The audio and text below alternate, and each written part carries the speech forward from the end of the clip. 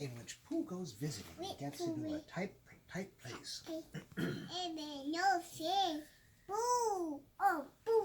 For short, was walking through the forest one day, humming proudly to himself.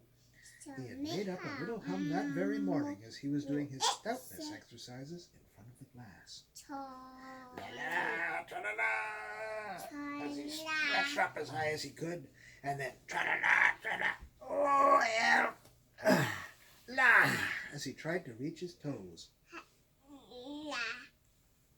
After breakfast, he had said it over and over to himself until he had learned it off by heart. And now he was humming it right through properly. It went like this. Tra-la-la, tra-la-la, tra-la-la, tra-la-la. Rum-tum-tiddle-rum-tum, diddle-diddle, diddle-diddle, diddle-diddle, dum-dum-tiddle-dum.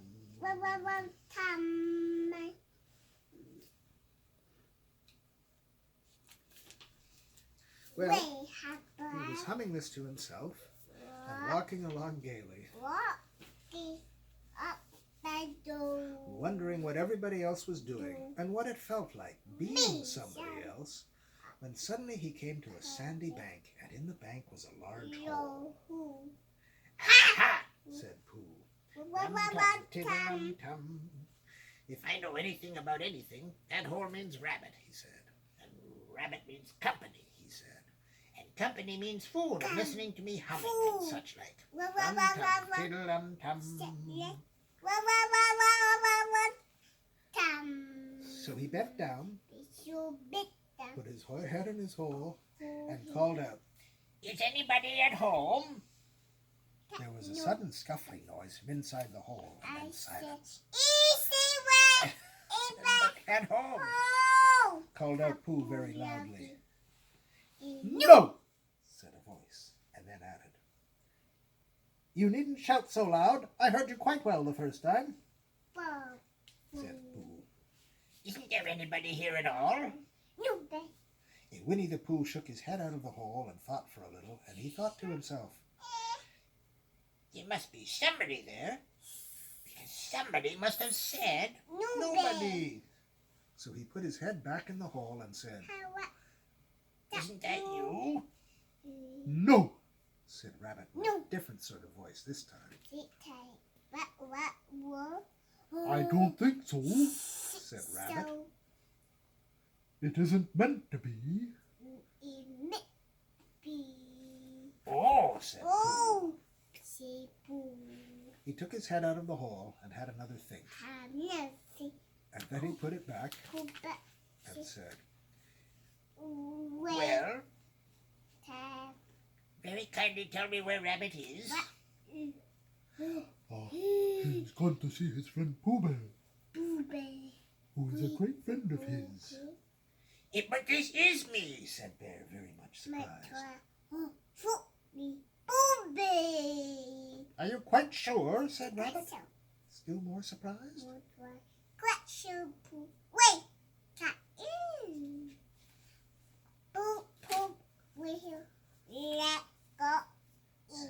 Through the hole, and at last he got in.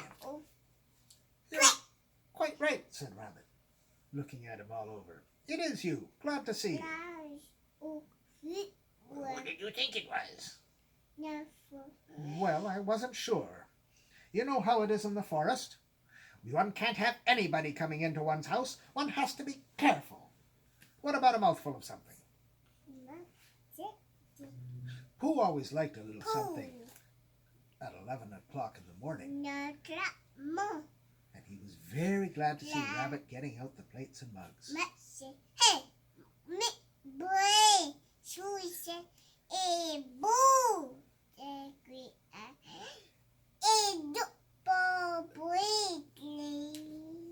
And for a long time after that he said nothing, until at last, humming to himself in a rather sticky voice, shook Rabbit lovingly by the paw and said that he must be going on. Said Rabbit politely. "Well, could stay a little longer if you..." And very hard to look in the direction of the larder. Said Rabbit. I was going out myself directly.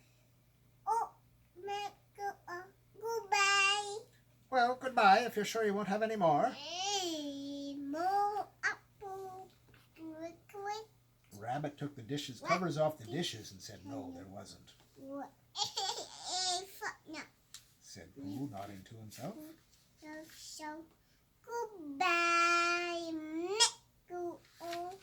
So he started to climb out of the hole. He pulled with his front paws and pushed with his back paws. And in a little while his nose was out in the open again. And then I'd better go back. I shall have to go on. Grandmother!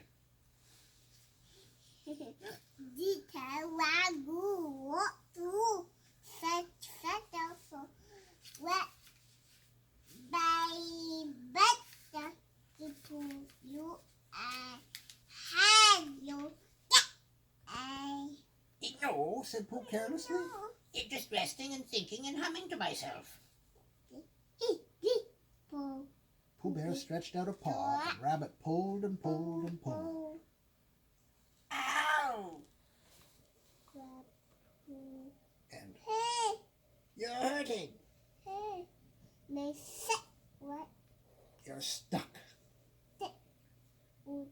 It all comes, said Pooh crossly, of not having front doors big enough. Said Rabbit sternly.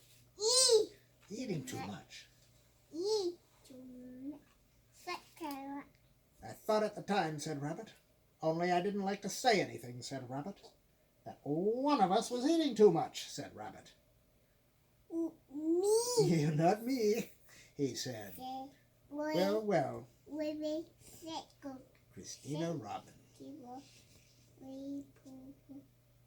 Christina Robin lived at the other end of the forest. Oh, she said, silly old bear, in such a loving voice that everybody felt quite hopeful again.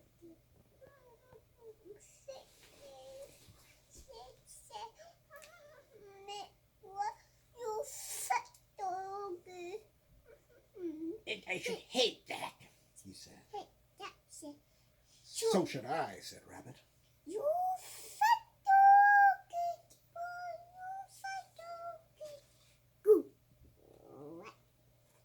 If we can't pull you out, Pooh, we might push you back.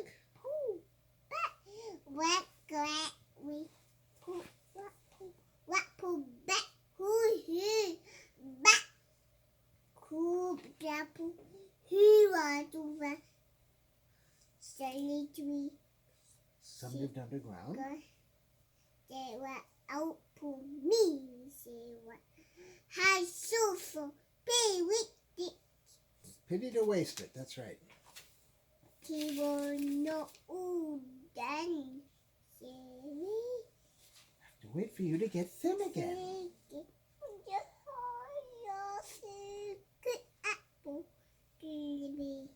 For about a week, I should think.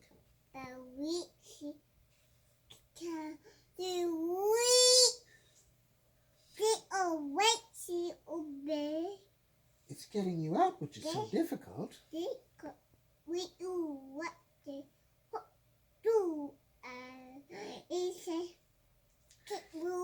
And I say, old fellow, you're taking up a good deal of room in my house. How? What little Horse? Towel horse? Because, I mean, there they are, doing nothing. And it would be very convenient just to hang the towels on them. What about meals? I'm afraid no meals.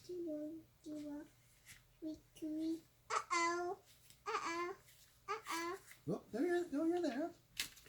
You're right there. No. Oh, no, you're right. It's a little bit further on. There we are. He will not done. Then would you read a sustaining book such as would help and comfort a wedged bear in great tightness? Sweet chapter nipple hawase. And in between, Bear felt himself getting slenderer and slenderer. And at the end of the week, Christina Robin said, No. mm-hmm. Yeah. Pooh football. What? The rabbit took hold of Christina Robin. What? They all pulled together Oh, the letter of for a long time. Ow! Ooh! And then all of a sudden he said, "Pop!" Just as if a cork were coming out of a bottle. And Christina Robin and Rabbit and all Rabbit's friends and relations went head over heels backwards. And on top of them came Winnie the Pooh. Free. No. So with a nod of thanks to his friends, he went on with his walk through the forest, humming proudly to himself. But he will. Looked after him lovingly and said to herself, See, oh, bear. "Silly old bear." Dang! Done!